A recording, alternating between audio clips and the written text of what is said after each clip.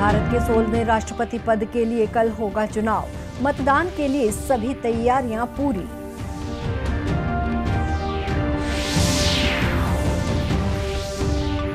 भारत ने रचा इतिहास। राष्ट्रव्यापी कोविड टीकाकरण अभियान के तहत 200 करोड़ टीकाकरण का आंकड़ा पार।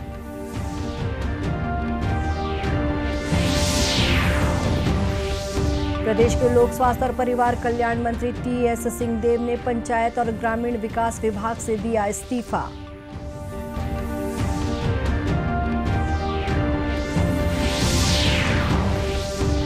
और अगले 24 घंटों के दौरान दुर्ग, रायपुर और बस्तर संभाग के जिलों में भारी से अति भारी बारिश होने की चेतावनी।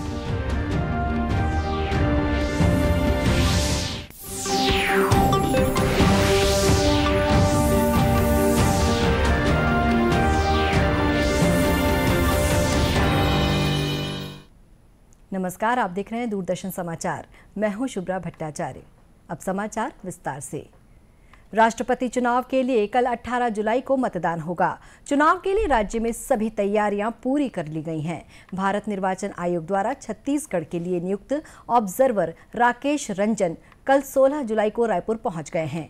उन्होंने रायपुर पहुंचने के बाद छत्तीसगढ़ विधानसभा पहुंचकर मतदान की तैयारियों का जायजा लिया। इस दौरान सभी व्यवस्थाओं को उन्होंने देखा और आवश्यक निर्देश दिए। प्रदेश में राष्ट्रपति चुनाव के लिए विधानसभा भवन परिसर में मतदान केंद्र स्थापित किया गया है, जहां पर राज्य के 90 विधानसभा सदस्यों के लिए मतदान की व्यवस्था की गई है। मतदान के पश्चात मतपेटियां विमान के माध्यम से दिल्ली भेजी जाएंगी। मतगणना नई दिल्ली में 21 जुलाई को होगी। प्रदेश के सभी राजनीतिक दलों ने मतदान के लिए अपने विधायकों को निर्देशित कर दिया है। वोट कैसे डालना है, इसके लिए आज प्रदेश भाजपा कार्यालय में मॉक ड्रिल का आयोजन किया गया, जिसमें मतदान की प्रक्रिया के बारे में बताया गया। गौरतलब है कि भारत के 16वें राष्ट्रपति पद के लिए एनडीए की ओर से द्रौपदी मुर्मू और विपक्ष की ओर से यशवंत सिन्हा को उम्मीदवार बनाया गया है। चुनाव में लोकसभा और राज्यसभा के निर्वाचित सांसदों तथा राष्ट्रीय राजधानी क्षेत्र के अलावा पुडुचेरी संघ राज्य क्षेत्र सहित सभी राज्यों के निर्वाचित विधानसभा सदस्य अपना मतदान करते हैं। छत्तीसगढ़ राज्य के विधायकों का मत मूल्य 129 है।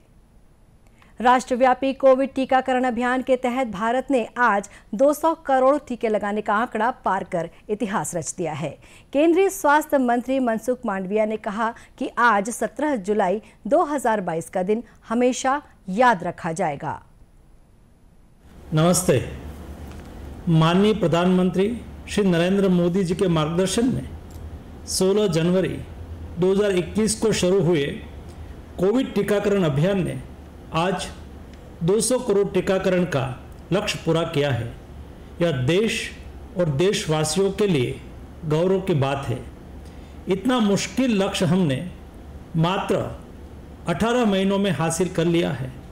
जहां विश्व में कई देश आज भी कोविड महामारी से जूझ रहे हैं, वहीं भारत ने 200 करोड़ टीके लगाकर न सिर्फ एक नया कीर्तिमान स्थापित किया है, बल्कि दुनिया को एक नई दिशा भी दिखाई है।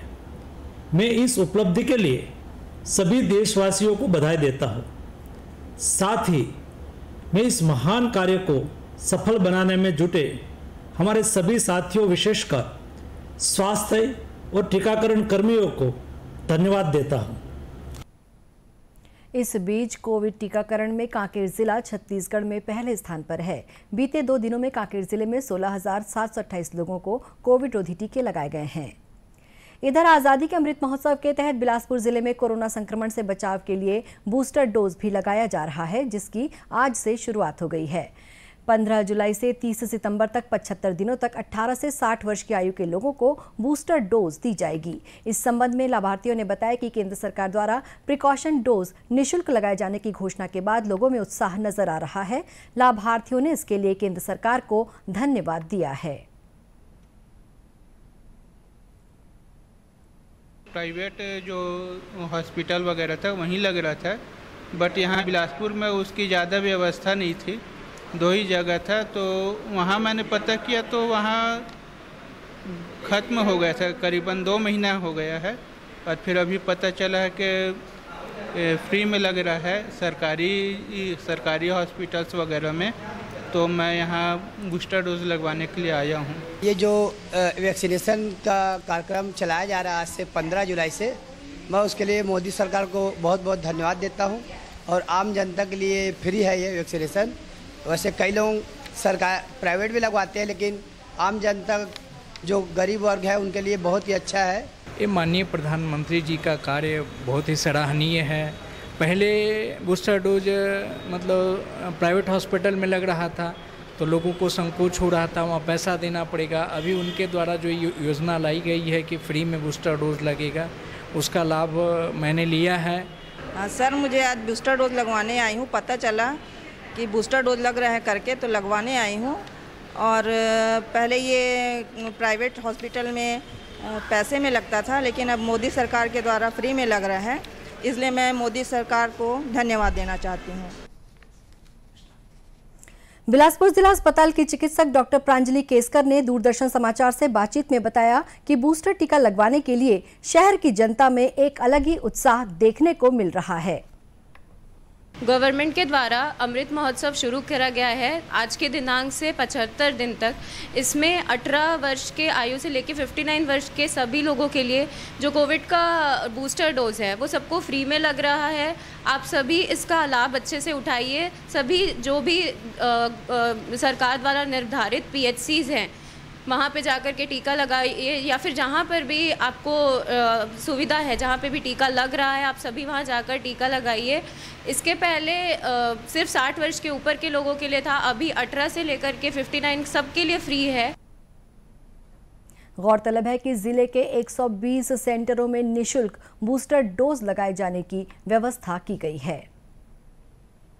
छत्तीसगढ़ की राजनीति में एक नाटकीय घटनाक्रम के तहत प्रदेश के पंचायत और ग्रामीण विकास, लोक स्वास्थ्य तथा परिवार कल्याण, चिकित्सा शिक्षा मंत्री TS सिंहदेव ने बीती शाम पंचायत और ग्रामीण विकास से अपना इस्तीफा मुख्यमंत्री को भेजा है। उन्होंने मुख्यमंत्री को भेजे अपने 4 पन्नों के इस्तीफे के पत्र में प्रधानमंत्री आवास का निर्माण नहीं होना, अधिकारियों की मनमानी, उनके द्वारा तैयार पेशा प्रारूप में बदलाव और मनरेगा की हड़ताल की वजह से बर्खास्त हुए सहायक परियोजना अधिकारियों की बहाली को बताया है। श्री सिंहदेव ने पंचायत और ग्रामीण विकास विभाग के अलावा अपने प्रभार वाले बाकी विभागों में कैबिनेट मंत्री के रूप में बने रहने की बात कही है। इस संबंध में प्रदेश के मुख्यमंत्री भूपेश बघेल ने पत्रकारों से बातचीत में बताया कि उन्हें मीडिया के माध्यम से ही श्री सिंहदेव के विभाग छोड़ने की जानकारी मिली है।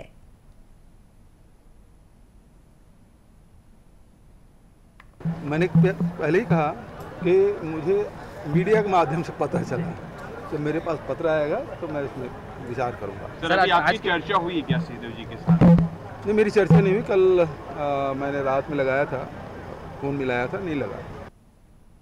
इस बीच भारतीय जनता पार्टी के वरिष्ठ नेता और विधानसभा में नेता प्रतिपक्ष धर्मलाल कौशिक ने श्री सिंहदेव की उपेक्षा और विभाग छोड़ने पर सवाल खड़े किए हैं।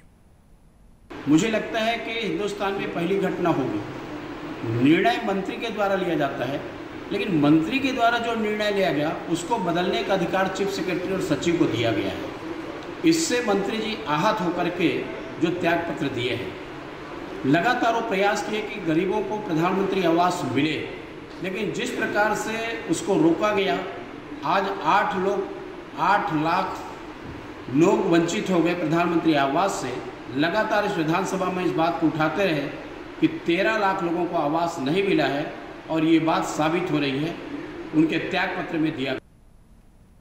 इधर राज्य में विधानसभा का मानसून सत्र 20 जुलाई से शुरू हो रहा है। श्री सिंहदेव के इस कदम से विधानसभा का सत्र हंगामेदार बने रहने की संभावना है।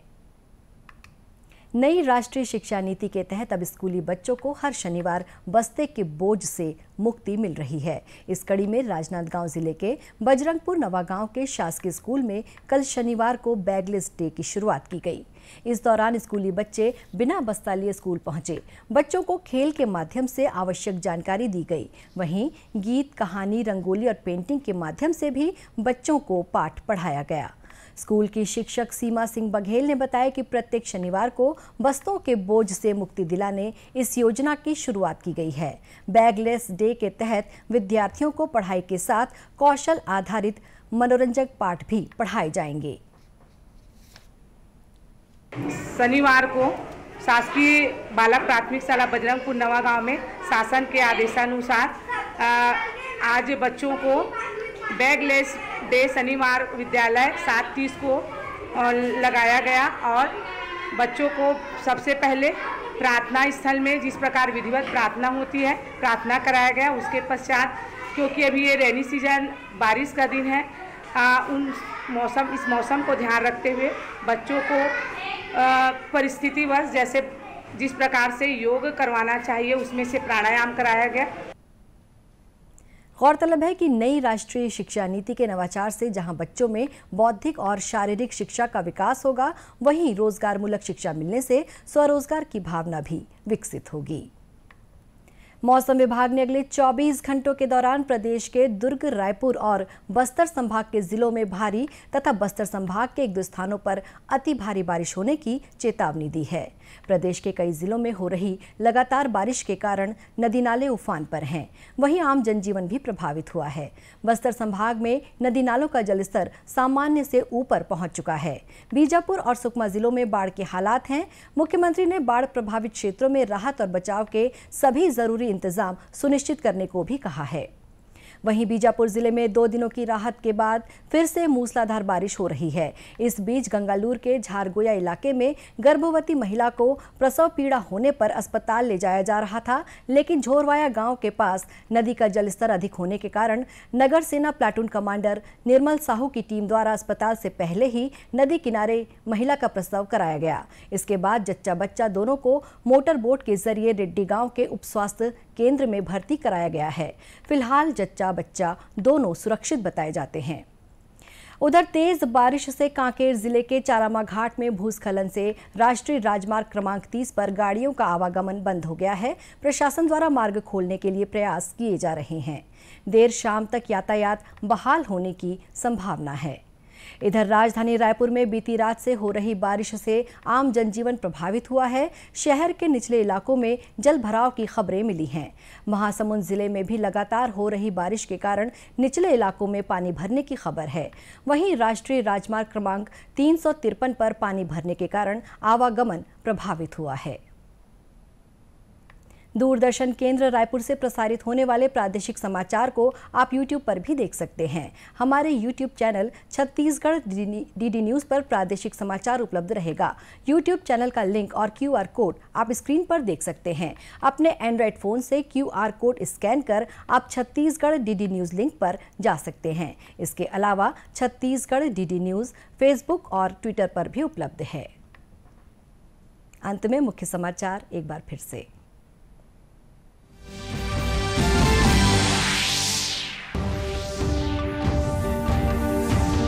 भारत के 16वें राष्ट्रपति पद के लिए कल होगा चुनाव। मतदान के लिए सभी तैयारियां पूरी।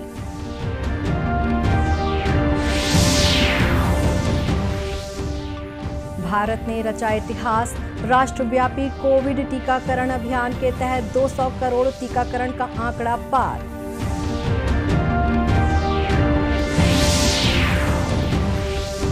प्रदेश के लोक स्वास्थ्य और परिवार कल्याण मंत्री TS सिंहदेव ने पंचायत और ग्रामीण विकास विभाग से दिया इस्तीफा।